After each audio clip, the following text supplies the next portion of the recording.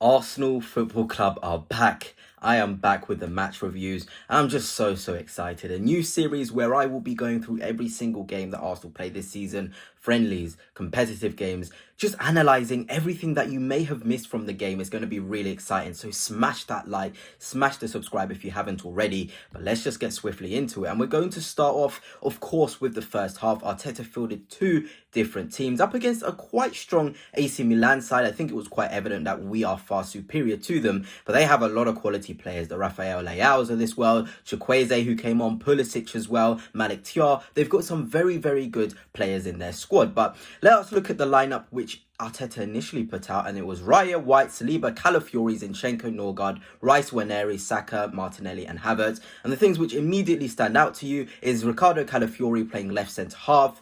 Zinchenko obviously is still at the club at playing left back. Norgaard in the DM role. It was really interesting to see how he fared there. And of course, Ethan Waneri sort of wearing the 22 for the first time in that Norgaard sort of role for the first time in this new, sort of season that is up and coming. So quite exciting. Obviously the front three is pretty much what we would expect maybe at Old Trafford on the first game of the season. But yeah, let us just dive into what happened in the game. And I obviously want to start with Ethan Waneri. I think he was absolutely superb in that first half. It was quite interesting seeing the positions that he was picking up. It wasn't just in that right-hand side channel, in the right-hand side sort of spaces. He was drifting over to the left. There was a shot he also did on his left foot, which was in the centre of the midfield as well, close to the goal. That is what I think Mikel Arteta wants to do with his right-hand side eight. Have them roaming about, have them taking shots from zone 13, 14 and 15 across that sort of in and around the box area. I think, there's going to be a lot of fluidity for the player that plays in this role, but an individual bit of brilliance here. I'm sure you guys all saw it. Ethan Waneri picking the ball up here. The turn, immaculate. That is a game-breaking sort of talent here. Somebody who's able to turn a nothing situation into a something situation. How he spun the sort of Milan defender, who's very tall, very physical, like this, to get himself in a position to put a ball into the box is very good. And here probably Havertz should be attacking that front post a lot earlier. It didn't come to anything good. But that is Ethan Waneri in a nutshell. He has that ability to sort of turn a nothing into something situation, and that's going to really help Arsenal this season. And if we're looking at his statistics in the first half, he obviously only played the first half. 26 touches, 86% pass accuracy, 1 key pass, 1 shot on target, 1 shot blocked, 2 out of 2 successful dribbles. For me, he was one of the man of the matches in the first half for sure. He definitely impressed me, but we all know he has this ability, and this is year 2 for him. He's going to really step up and show everybody that he can be the guy to push Norgaard. All this talk with Eze, but Ethan Waneri is here and he's ready to push Norgaard to the absolute max. But let us now move on to another signing who started this game, and it was Christian Norgaard. Very interesting to see him in the 6th role, see him starting for Arsenal. And overall, I don't think he was brilliant, but there were some nice things to see. Somebody that is just a steady Eddie, this is what we expected when we signed him. Somebody who does the basics well, doesn't do anything extravagant, but there were some nice bits in there from him. And the heat map obviously shows he covered a lot of ground. Even in the game, I saw him really getting into challenges, really trying to protect his space. That's what you want to be seeing from your number 6. And he really tried to make some sort of a mark on the game, which I very much expected from an experienced player like him, who really wanted to grab this opportunity. It was a very steady Eddie performance from him. And obviously in terms of his statistics here, 1 out of 3 ground duels won, lost possession 6 times, 1 clearance, 28 out of 32 accurate passes, 37 touches, some nice things in there, and I'm sure he'll only kick on from here.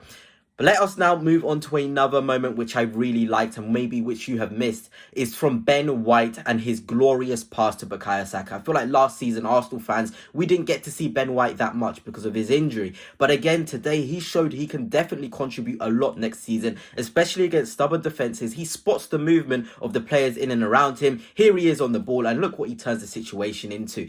A defence-splitting pass in between the 2 AC Milan defenders. It was a moment of real quality, and Saka's obviously able to pick it up, and look where he ends up. That is a phenomenal pass. Putting Saka on the front foot is exactly what you want to be seeing from your right back if possible. Try and play the penetrative pass forward. Try and split the defence, because obviously you've got to have dynamism and creation from all parts of the pitch, and Ben White offers that, especially in the right spaces on the right back zones as well, drifting into midfield. It was a quality pass, and I'm sure Saka appreciated it. But I was very impressed with not just Ben White, but also Ricardo Calafiori. He was very good in left centre half. I think Arsenal fans, we've got to prepare for a lot more rotational sides depending on who the opponent is.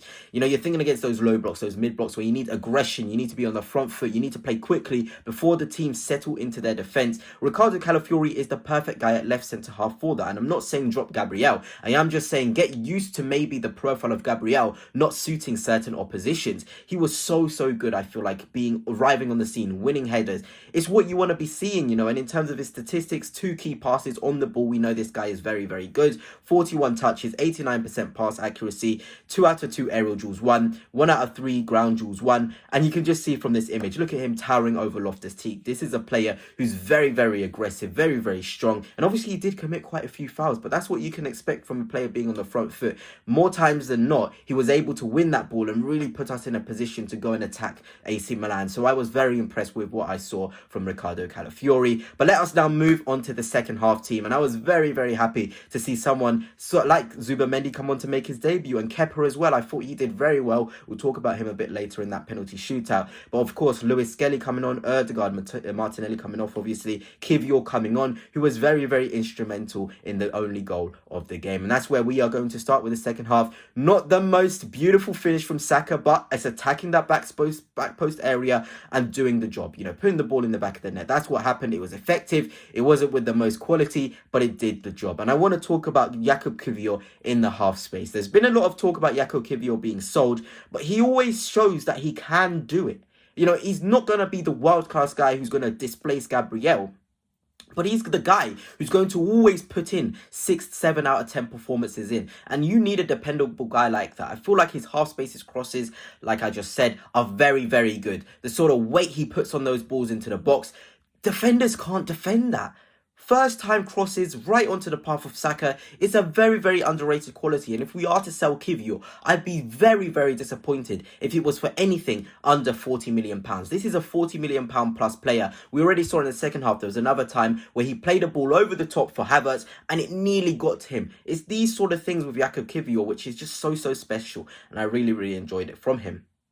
But of course, let us get shifting onto Martin Zubimendi. And of course, if you follow me on Twitter, you would have seen me tweet this out. You would have seen me make the compilation of Martin Zubimendi in his first 45 minutes for Arsenal. But I think we saw a top player, somebody who is going to be very good line breaking passes, very good in terms of spotting the danger. He doesn't have the top tier athleticism, but he is very good at anticipating where the ball is. We saw a lot of penetrative balls over the top to the runners. These are small things which are going to elevate Arsenal in the midfield, and it was really nice to see Zubimendi sort of coming in, getting involved, looking really fit in terms of how he was in that midfield.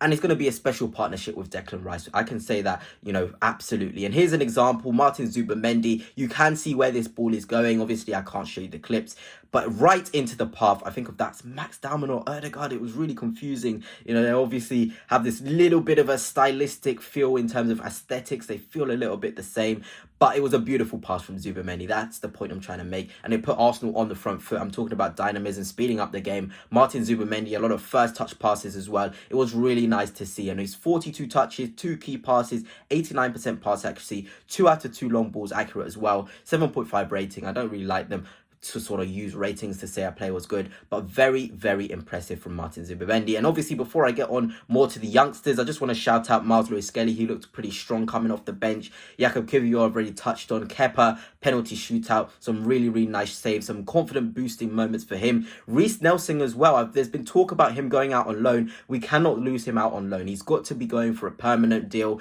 Try and squeeze 20 million out of Fulham or whoever wants him. You have to be doing that. For Mikel Merino was quite impressive, and of course Leandro Trossard as well. He's always got that energy when he comes off the bench and really elevates the side, you know, in an attacking sense. But let us move on to the youngsters, and Marley Salmon is where I'm going to start. It was a phenomenal pass from him. I think all the talk is obviously about Max Dowman, but Marley Salmon has shown he has so much quality. I mean, just look at this pass over the top into the path of Reece Nelson, who's able to take that down and obviously win a corner.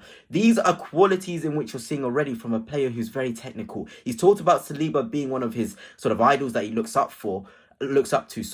This is a pass indicative of a player who watches Saliba. beautiful weight on it, puts us on the front foot, gets us forward. These are the small details which are really impressive when you're looking at a youngster. And it was lovely to see him be confident enough to put the ball at risk like that and really, really express his ability. Max Dowman, I mean, unbelievable. I think we all know the talent we're dealing with, but seeing him live with the first team just puts it into perspective. So confident on the ball. You're looking at that 4 out of 5 ground duels won. This is a player on the ground, low centre of gravity for someone quite tall, 5'10" for an attacker. It was brilliant to see. 19 touches, 92% pass accuracy. I think every single Arsenal fan today was like, yeah, this kid has got it. He has got that ability, that quality, which is going to only sort of help us going forward. Hayland is such a good academy and is producing such good talents. And of course, I just want to give also a massive shout out to Josh Nichols. I think it was really, really bright and it was great to see him tucked away his penalty really well and showed some moments of brilliant. But anyway, goodness, let me know your thoughts on the game. But until next time, peace.